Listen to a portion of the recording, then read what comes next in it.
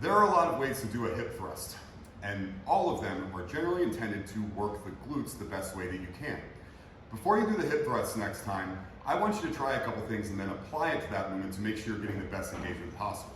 I recruited my friend Claire here to help me demo how this is done, and we're going to start on the floor on your stomach in a prone position.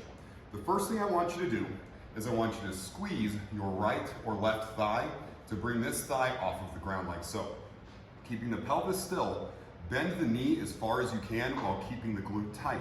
You should feel this muscle here, your bicep femoris, engage, and these two are going to be a little less engaged on account of it. What you're doing here is you're working the propulsion motion that you do during sprinting or walking that generally goes neglected when we're doing a hip thrust or hamstring glute movement. Go and bring that down, Claire. Very good. And let's go ahead and stand up. Let's go into a hip thrust position on the bench here. As we transition into this, you want to think about how that bend in the knee occurred as you squeeze the glute to engage the glute and the hamstring more efficiently. So as Claire bridges up, go ahead and put your heels down. We're going to try and keep the toes up to decrease the amount of pressure that she's driving forward into the mat here.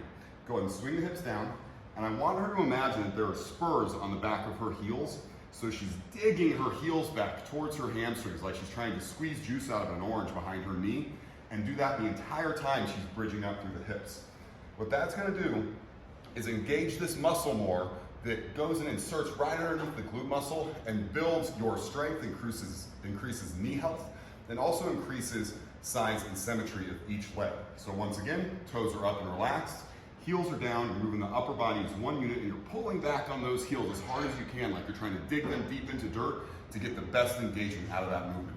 Let me know if you have any questions, and have a great hip thrust.